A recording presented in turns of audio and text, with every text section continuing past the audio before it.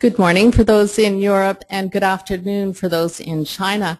My name is Cindy Jensen and I'm the HR and training expert at the EU SME Center. And today we have Elisa Mallis who will be sharing with us some research on developing a truly global leader, and that's really looking at leveraging similarities and differences between Chinese and European leaders. Welcome, Elisa. Thank you, Cindy. In a few minutes, I will introduce Elisa, but what I'd like to do is just check in to see how our technology is for this particular webinar. Let's check for the audio, and what you can look for on your screen, you'll see a hand. And if you could click on the hand, that will indicate that you have good audio reception for the webinar. So if a few people could connect so we can recognize that you have a good connection with us today. Can we see that? Okay, we have a few people checking in. Okay, very good. Thank you for that. And the other thing that I also want to bring to your attention is the ability to ask questions.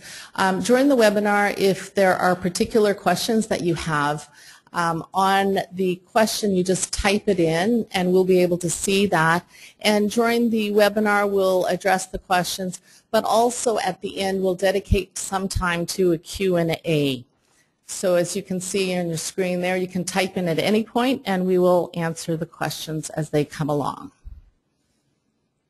So to begin with, what I'd like to do is just share a little bit about the EU SME Center.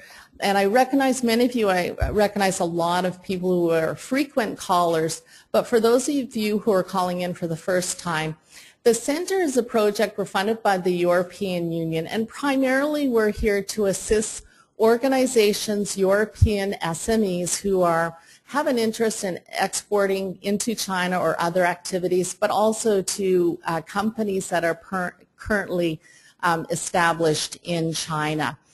The center is really focused on offering advice and information. Many of you probably know we publish a number of reports. So we're available in terms of providing information to the SMEs, both centered here and abroad. You'll see that from a publication standpoint, we have a number of different ones in different sectors. We have 4 key expert areas within the center around business development and standards and conformities, HR and training, as well as legal. Webinars is one of the ways in which we communicate in providing information and knowledge. And we also have a number of support services within the center through hot desks, briefings, matchmaking, and networking. And you'll see below on the slide here I have our website if you'd like to get to know a little bit more about the center and the services that we offer.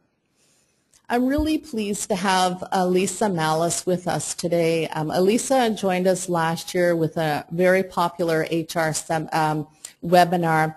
She's the head of executive coaching with MDS, and many of you probably know her from the European Chamber, where she was the chair from 2011 to 13.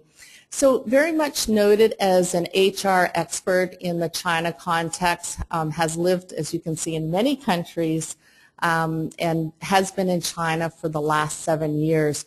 And today, Elisa will be sharing with us some of the research that she has been working on and really giving us the context of China leadership attributes versus some of the countries in Europe. So at this point, I'm going to hand it over to Elisa. Welcome, Elisa. Thank you, Cindy. I'm delighted to be back, and really, just want to add, this theme is near and dear to me.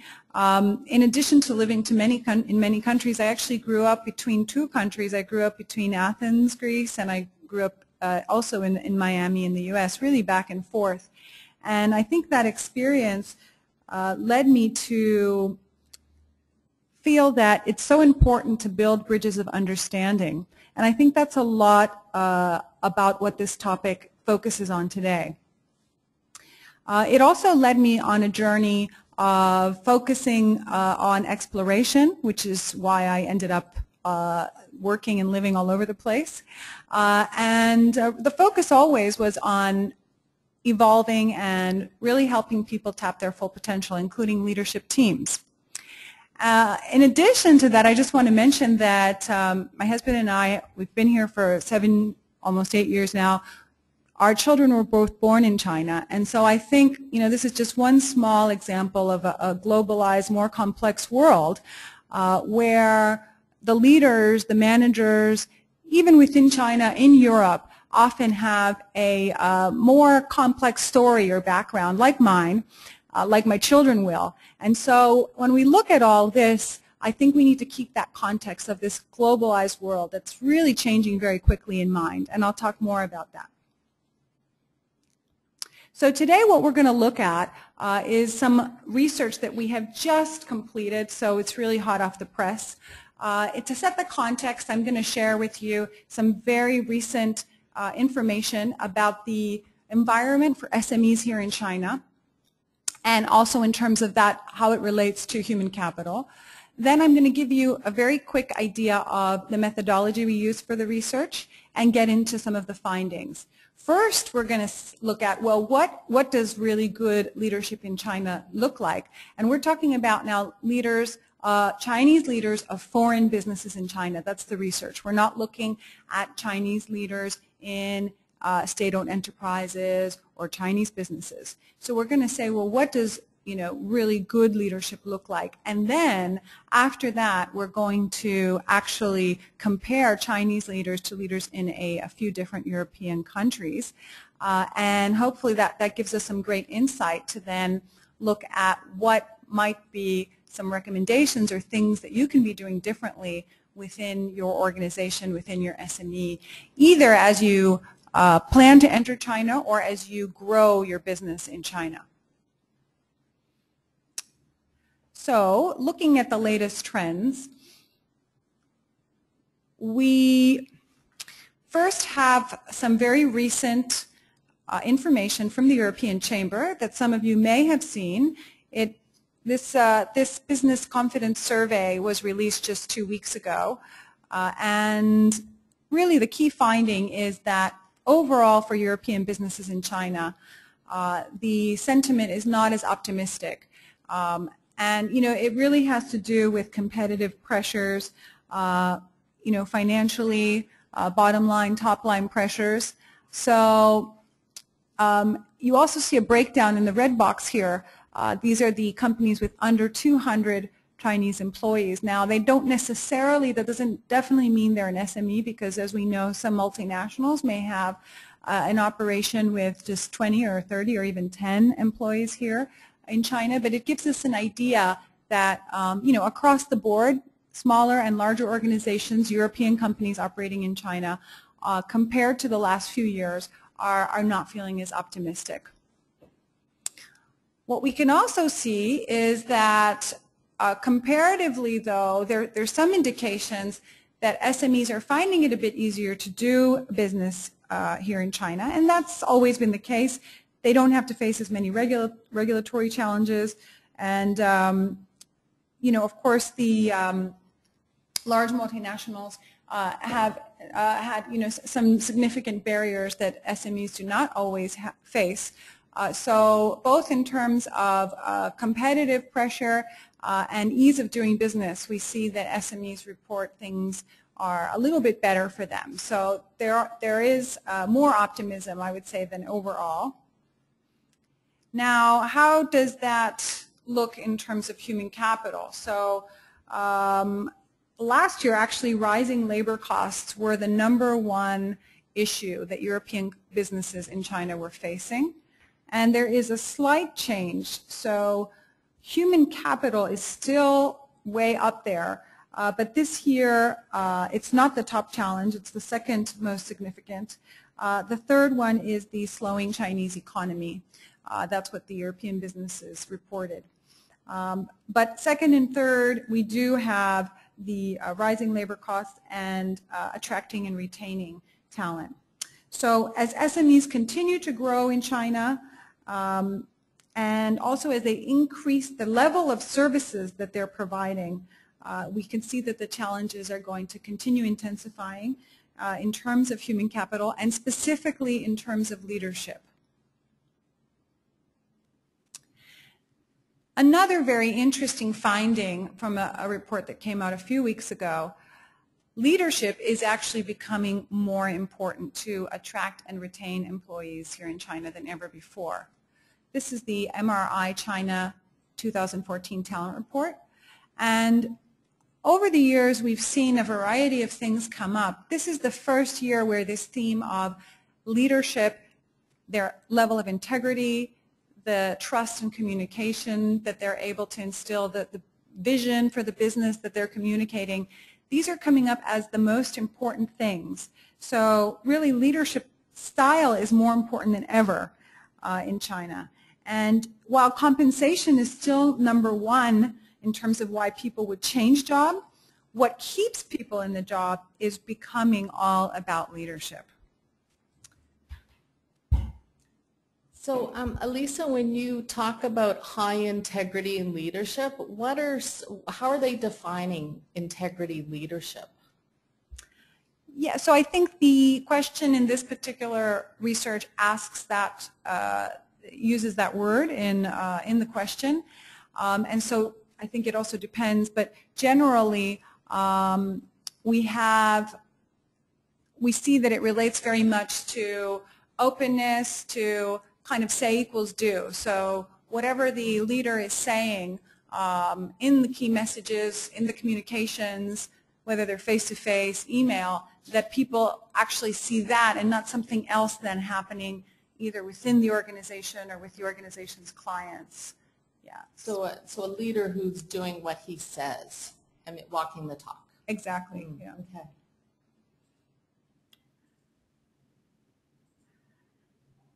Actually, the finding here is not that surprising. For those of you who saw the webinar last year, or maybe listened to it after the live webinar, you'll remember that we talked a lot about Generation Y and Z. And so when you consider the attributes of this generation, which makes up the majority of the workforce now, really this finding is not that surprising.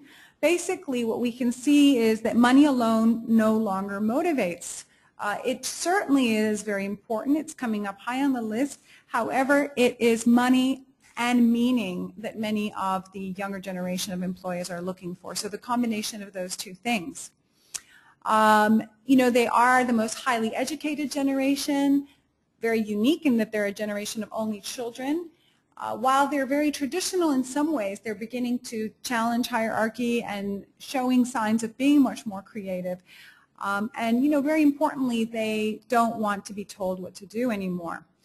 So really, when we look at the very different profile compared to a generation 10 years ago, we can see why these findings from the previous slide would make sense right now. And again, it reinforces the importance of having the right leaders. And of course, that's always true, but it's certainly more true now than it was 5 or even 2 years ago here in China.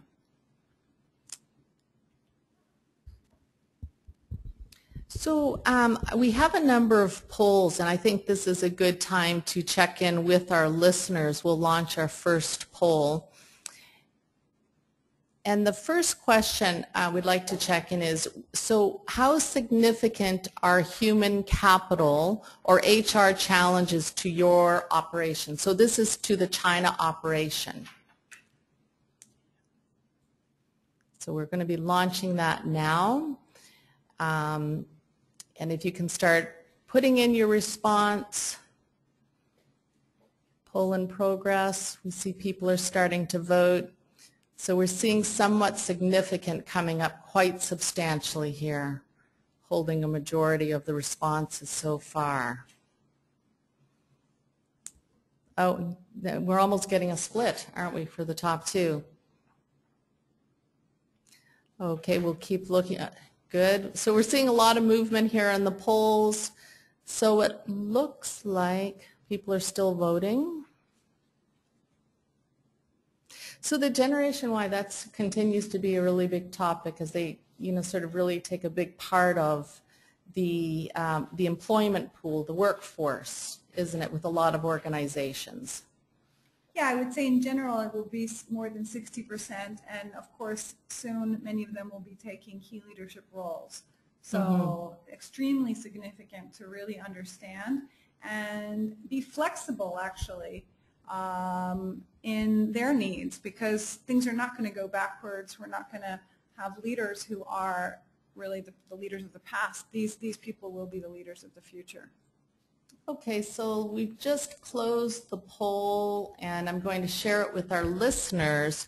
So what we have in terms of the result, 39% have said it is your biggest challenge, whereas 57% have indicated that it's somewhat significant. Thank you, and that does mirror what we're seeing from the European Chamber Business Confidence Survey, that it is still one of the biggest challenges. Maybe some other challenges, regulatory and economic slowdown, particularly of this last year, are also taking precedence. So setting the context, I also want to point out that the reliance on Chinese leaders in European businesses has increased and is continuing to increase. There are many good reasons for that, practical reasons, like cost of expat packages, increasing difficulty to convince expats to move to China. There's a lot of data in the Business Confidence Survey about that, and also the relationship to pollution. Also on the softer side, we know that Chinese leaders can more easily relate to and motivate a workforce of Chinese employees much of the time, and also of course strong networks within the local business community are all very good reasons. So we're going to see that trend continue, and yeah, I think we're going to take a couple of more polls at this point, because that's really important, and we're curious to hear about your plans in terms of Chinese leaders. Okay, so the next question we'll check in with our listeners are, over the next year, do you expect the number of Chinese senior leaderships in your China operation to increase, stay the same, or decrease? So we're launching that poll now. So if you can just indicate what will be happening within your organization in terms of the numbers of Chinese leadership. We're looking at almost a 50-50 split for increasing and staying the same.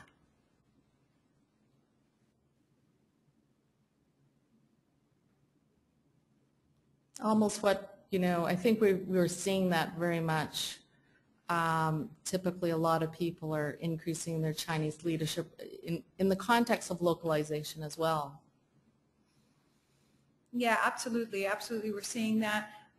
Yeah, I think this, what we're starting to see here makes a lot of sense. There's a big section which are planning to increase, and that's what we would expect to see.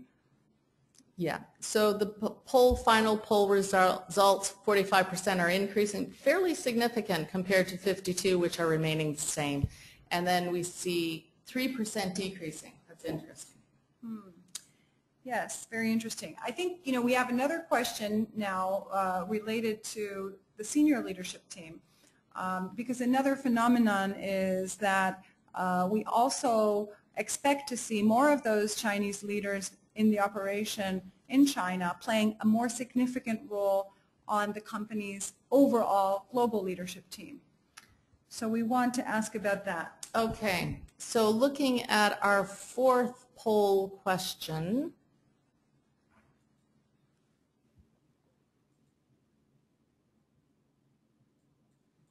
Okay, how many of your Chinese senior leaders are on the top leadership team? So how many Chinese senior leaders are part of your top leadership team?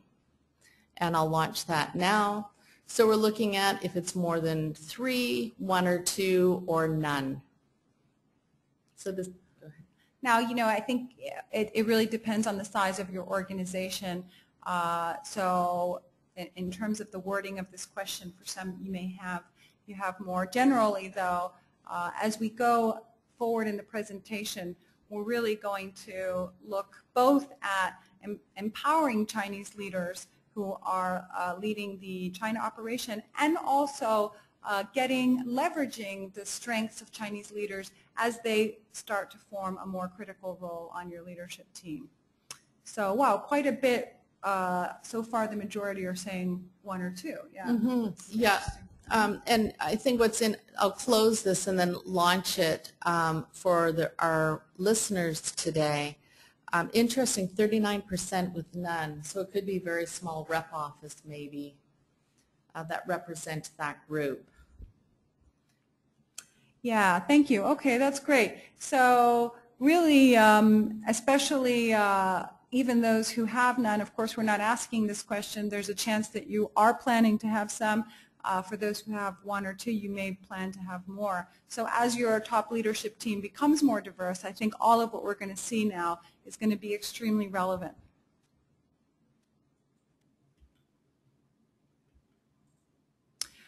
Okay, one more point to make before we get into the actual data. Rather than focusing too much on leadership gaps, we're actually going to also spend a significant amount of analysis looking at the similarities. Generally, in my experience, looking at a variety of models over the years, there is usually a Western bias when we look at leadership style. And I think it's important to be aware of the tendency to assume that a Western leadership style is better. Now, why do we do that? We do that because in terms of competitiveness, if we look at the World Economic Forum, the countries that are most competitive tend to be Western countries, and so we assume that that leadership style is better. And in fact, when we do these comparisons, we often look for the gaps. Where's the gap between a leader from one country and another country? And that approach often acts as a roadblock, certainly to empowering leaders, and it also acts as a roadblock for leadership teams, diverse leadership teams, to really collaborate and be more effective together. So today we're going to take an approach which focuses on the similarities, also does not diminish or discard the differences, but looks to leverage them. Okay? So I just wanted to share, this is actually a photo from a wonderful book called People to People that the European delegation put together last year.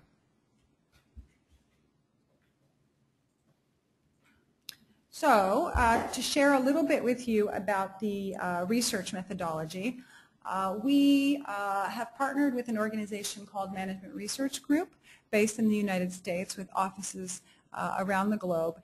And we have data from 11 years, which different leaders in a number of organizations, actually over 140 organizations for this particular sample that we're going to look at, completed a leadership effectiveness analysis. So they completed a 360, and that 360 looked at 22 leadership practices, which I'll share with you.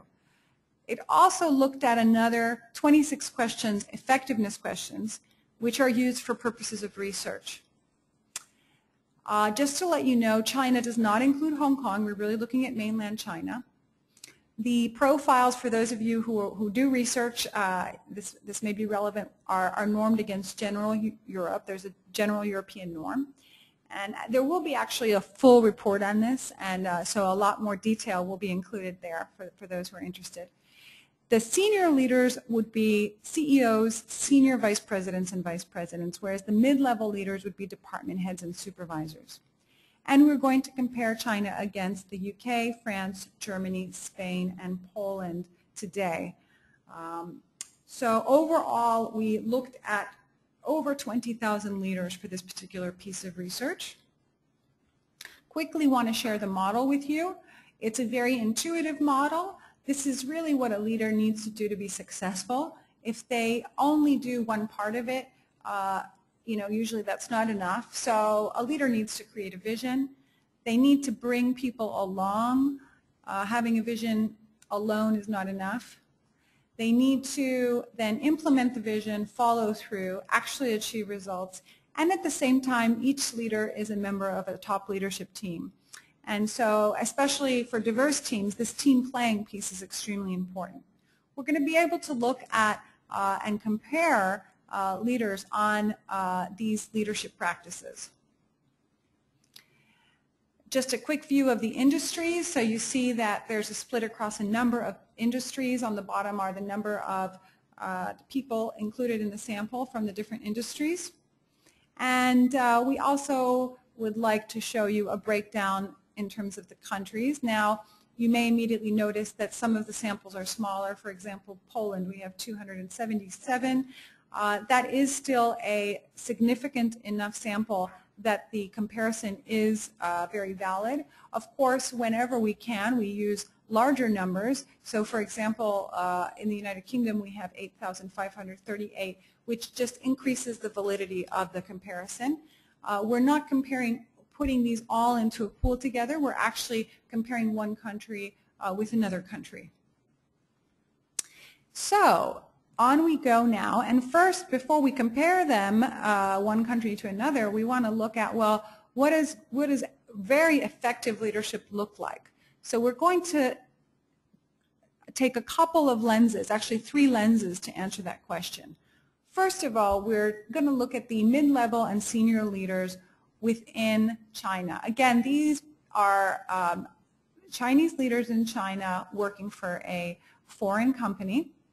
And the red line are the mid-level leaders and the blue line are the senior leaders. And the practices I mentioned are all along the bottom.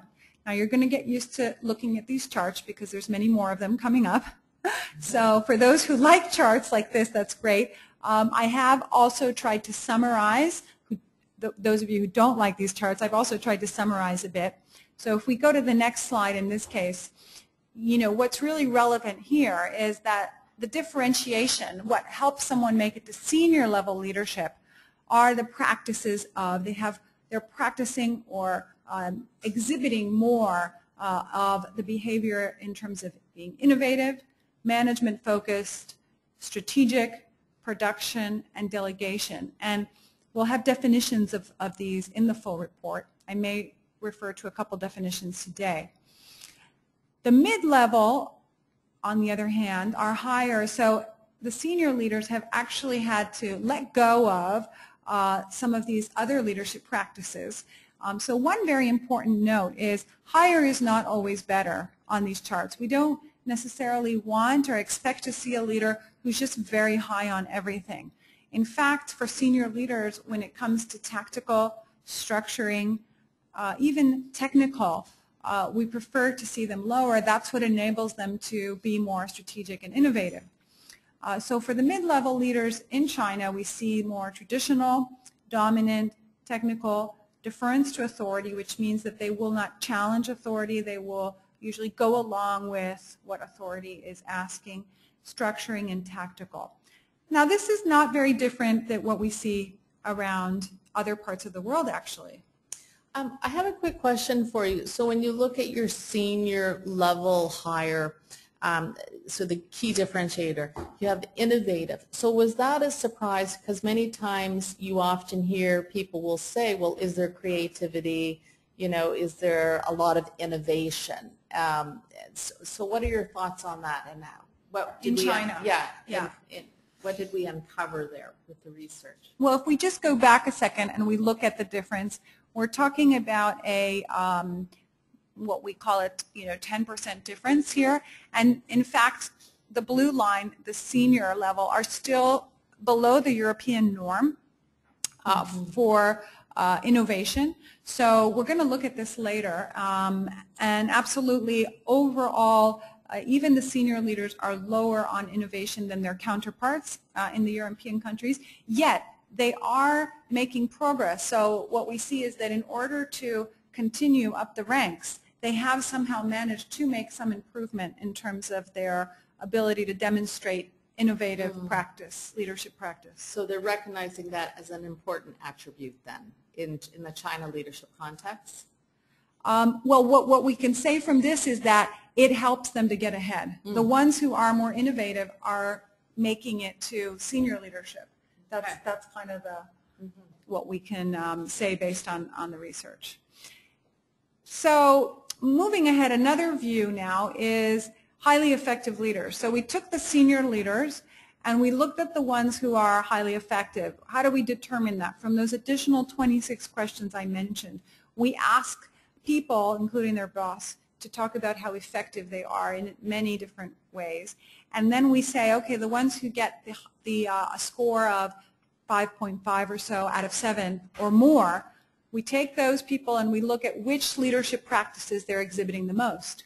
So the leadership practices they're exhibiting the most in the senior leader Chinese sample is persuasiveness, communication, being strategic, technical, tactical. So you can see the list here. A couple of comments I'd like to make for you. And this is showing us what are the superstars doing differently. So, you know, when we look at this globally, usually technical and tactical does not come up as high here. So that's certainly something that's a little bit different for the Chinese senior leaders. And usually management focus and innovation will come up a bit higher. So this gives us another view of, you know, what really works the best. One more angle to take on this. We looked at high potential and non-high potential. There's one question in the survey which asks, how likely is it for this person to be, you know, I don't remember the exact question, you know, what's the potential you see of this person in the future? And based on the response of their boss, those who get a 7 out of 7, so they really unlimited potential, those are the ones who we look at and we compare them to the other leaders. So you can see here there's really some dramatic differences. On the whole first cluster of creating a vision, what we just talked about, Cindy, around innovative, they are much higher. They are 20 points above the norm, the European norm. You know, even on technical self and especially on strategic, they're, you know, way above the European norm. So these are the high potential leaders in China, those who are labeled as high potential. We also see, you know, again, the common theme here across all these three lenses, that some of the most important leadership practices, you know, for China, and not just for China, but if we look at the global, and I'm not putting all the global data in here to confuse us, but what's coming up as a theme, I would say, is that persuasive, strategic, innovative, management focus, communication, and excitement are some of the most important practices for leadership success. And that's based on looking at high potentials, based on looking at the most effective senior leaders, and looking at what helps a leader get ahead.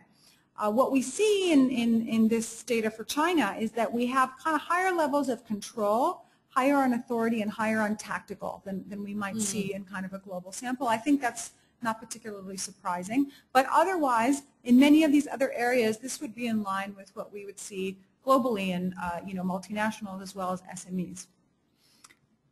So, again, overall, innovative, strategic, persuasive, management focus, and communication. So that's what we're going to be trying to take a look at, because I know these charts they have a lot of data on them. We're going to try to compare and see where are we on these. These are some of, let's say, the most important practices at a senior leadership level. Okay, so on to our first comparison, and we're going to look first at China and Germany. So these are the senior leaders in the sample, vice presidents, senior vice presidents, CEOs in China and Germany. Okay, and so what I'm going to do is take you through and emphasize a few things. Similarities, high on strategic, persuasive, and management focus. So a very good foundation for these companies who have Chinese and German leaders, either as part of their leadership team or working together. And that's something really to emphasize and build on. I think too often we say, oh, that's a strength, let's just, you know, move on and look at the weaknesses. These leadership teams really need to leverage that further. Now, where are the Chinese leaders stronger? Interestingly, they are higher on empathy. There's actually a significant 15% difference there. And why is that important? Again, around this generation Y and Z, this culture of flexibility, of caring, of really kind of being in touch is very important. So I think to be able to attract and retain. So that's a real positive actually, for the Chinese leaders, and something that could be leveraged more. German senior leaders, the obvious thing that comes up right away is innovation, which we talked about before. So we have a significant difference. And if we look at just to the left of that, conservative, sometime in some of the charts you'll also see it called traditional, and we use the labels depending on what part of the world we're in, because sometimes conservative has a negative connotation in parts of the world. Basically, we see that it's a bit of a trade-off in this case. So the German senior leaders, they are low on, they're not very traditional, and so they're very innovative, whereas for the Chinese leaders it's kind of the other way around. And really they could be coming together more in order to work on this. Another important difference here is that Chinese leaders are very high on control. You see a kind of 35-point difference on control, and whereas German leaders are really much lower on control, interestingly. And so again, when we talk about attracting and retaining Generation Y and Z, an approach that's less about telling would be better. So more communication, more excitement would be something that the Chinese leaders could learn from their counterparts.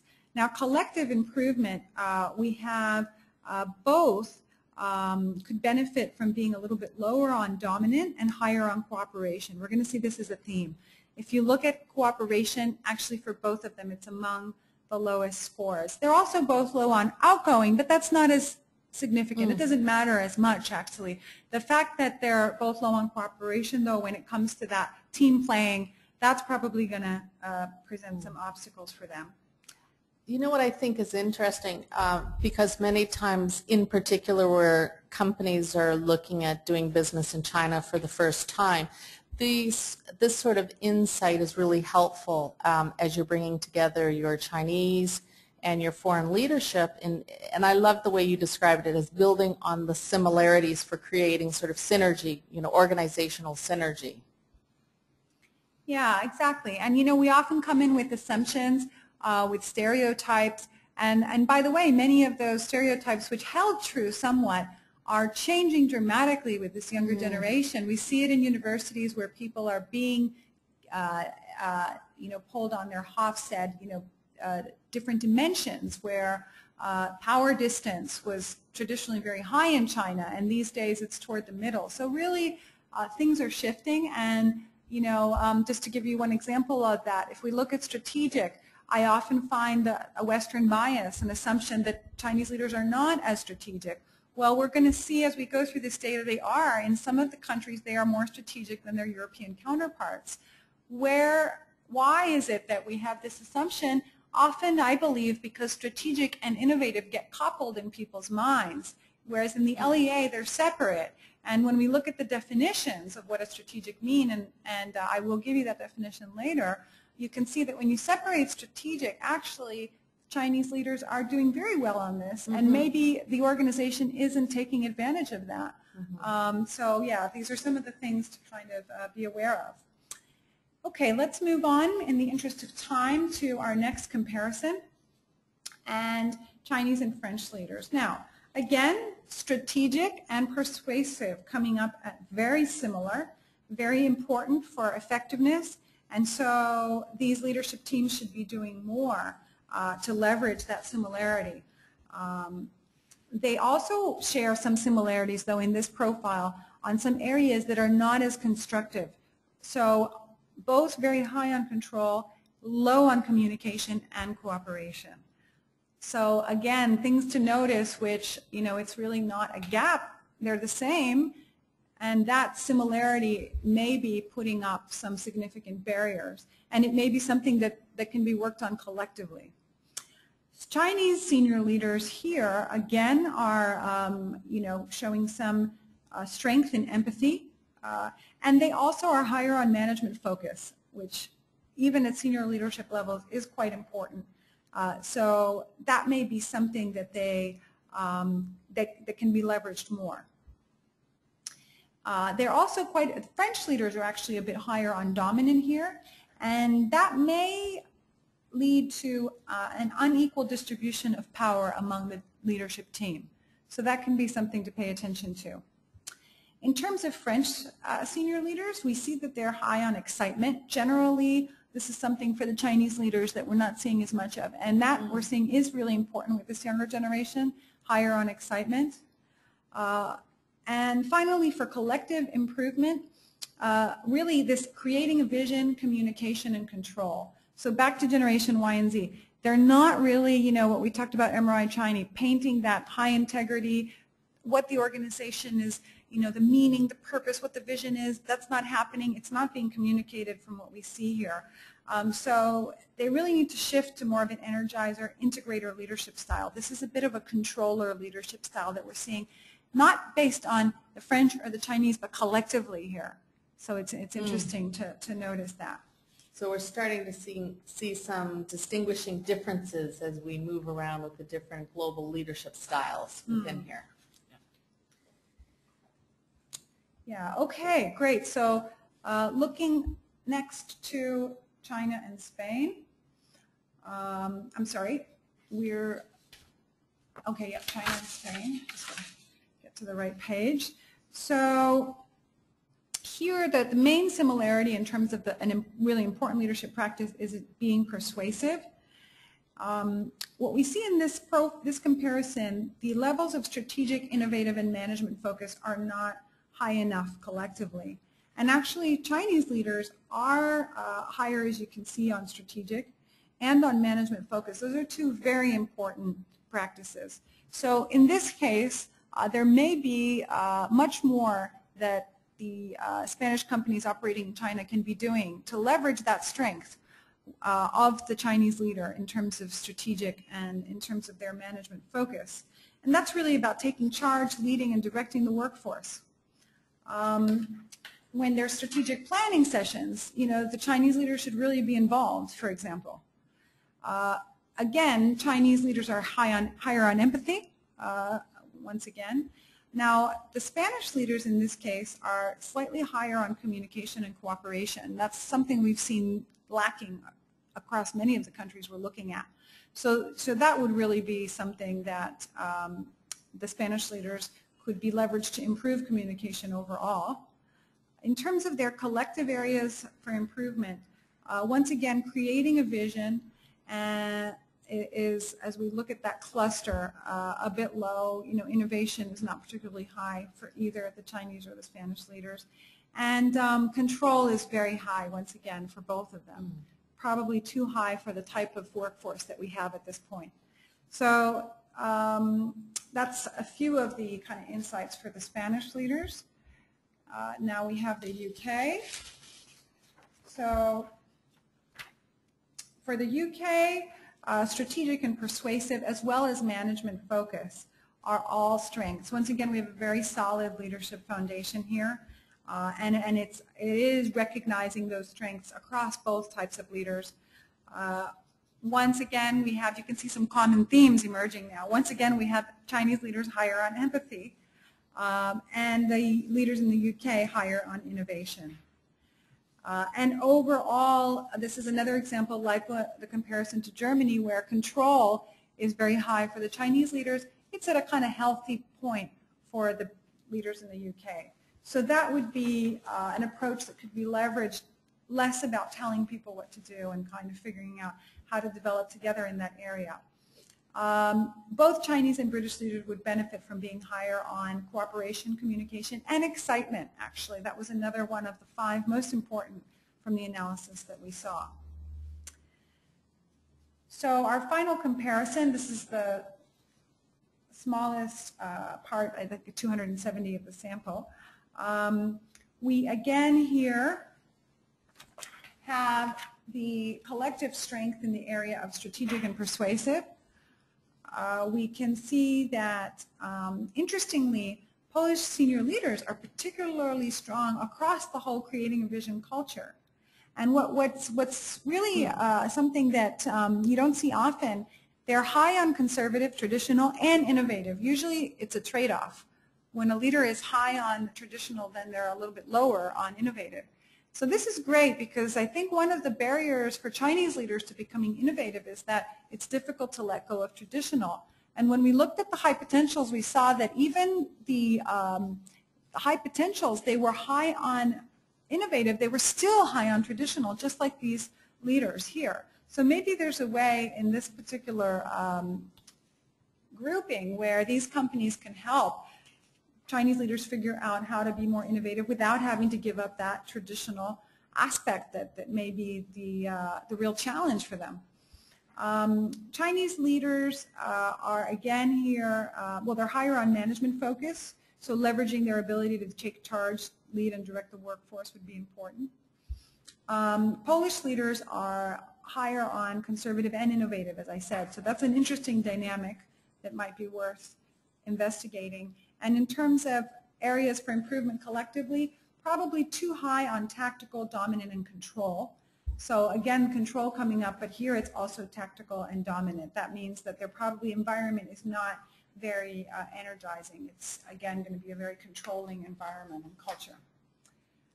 So that's a lot of data to take in, and obviously this material will be available afterward. What does all this mean? So now we're going to move quickly to a few recommendations that we can take away. One thing I would like to share with all of you is that study after study shows that being strategic is the most important for highly effective leadership. It's the most important leadership practice. So just to give you an idea, one study with 40,000 managers and executives from 144 countries found across 27 industries that a strategic approach to leadership was between 2 and 46 times more important to the perception of effectiveness than any of the other of these 21 practices. So, you know, it's extremely important. We can't just look at all these practices and say you need to be high on all of them. Of course, that's not realistic. The good news is that becoming more strategic is something that can be learned. So it's, you know, people look at it as a very nebulous concept. And the other really good news here is that Chinese leaders are strong on this area. They are high on strategic. So because execution is a strength for Chinese managers and they're often relied on for that, we often fall into this assumption that, you know, strategy is not a strength. And I think we need to recognize that it is. So some recommendations here would be to include Chinese senior leaders when defining the strategic direction of the organization from the beginning, if possible, and conduct strategy sessions that involve them. Too often, all the plans, especially for SMEs, are made outside of China and then implemented in China. So, you know, it's going to increase buy-in, but it's not the only reason. Actually involving the Chinese leaders will leverage their strength. And in some cases, we saw that they are more strategic than their European counterparts. Making strategic planning part of every job from mid-level and above will be key, and having specific expectations that encourage them to set regular time aside for strategic planning. Usually that's the biggest limitation, is that people, even who are talented and strategic, if they don't have time to be strategic, you know, it just doesn't show up as a strength.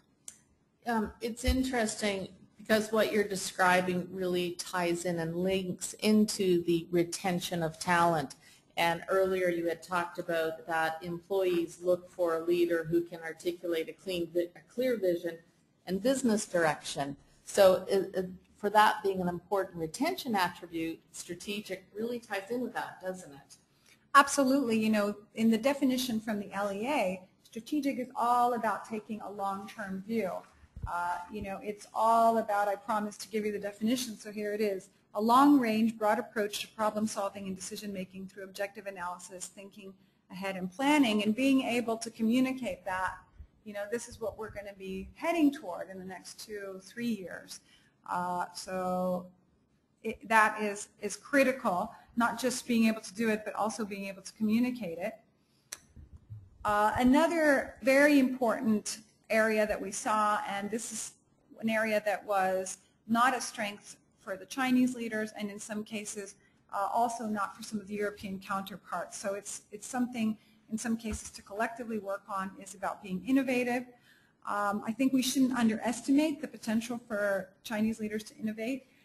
You know, there's a lot of great data. Those of you who were at the Human Capital Conference on Unlocking Innovation last year will remember China's expenditure on R&D, the largest pool of researchers in the world.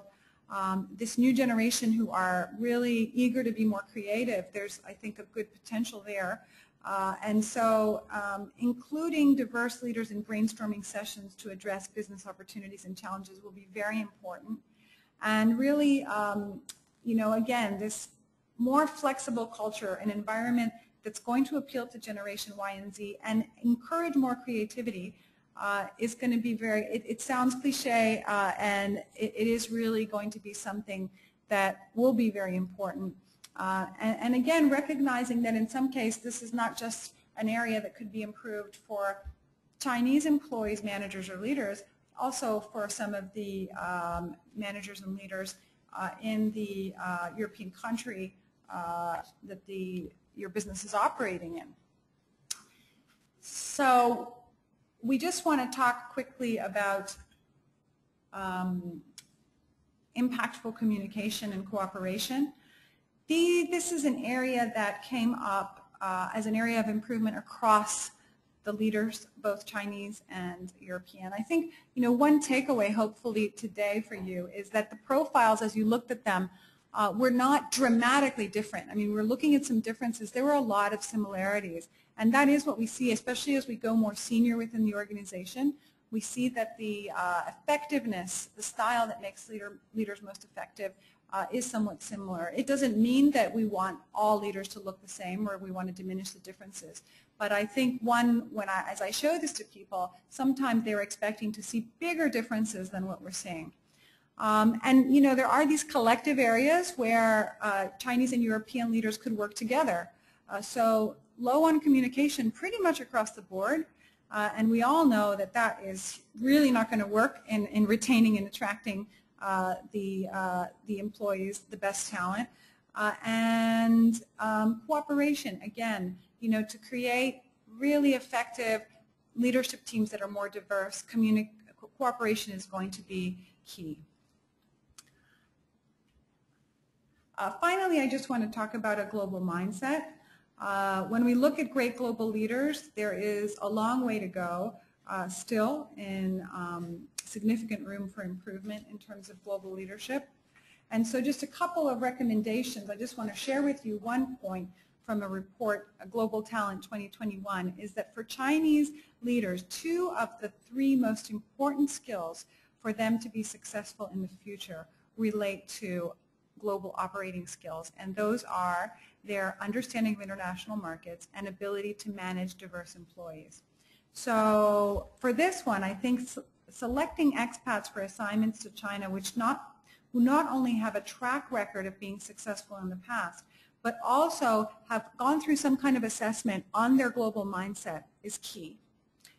And also providing stretch experiences from manager level, and that doesn't mean international postings.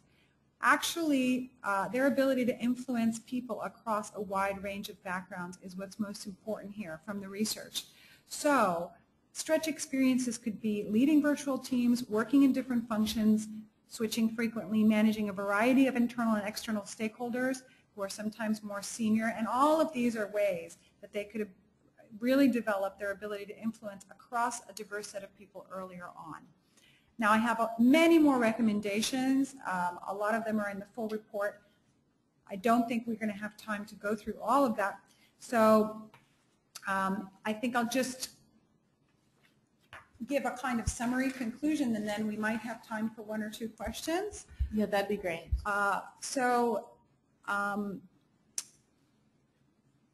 Just to wrap this all up, I think what we're looking at in this data today is the current profile of a successful leader.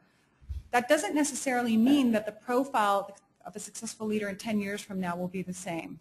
So as and I've tried to do a bit of this for you, as we look ahead, I think that what we saw, really this being so high on control, dominant, sometimes tactical, and so on, will shift. And as we see integrity and inspiration being so important now to influence and motivate younger generation of employees who actually will be the driving force toward that new leadership style that we can hopefully expect to see in the future. The organizations who adopt the leadership style of the future more quickly will certainly be ahead of the game.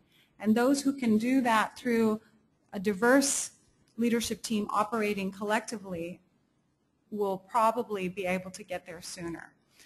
So,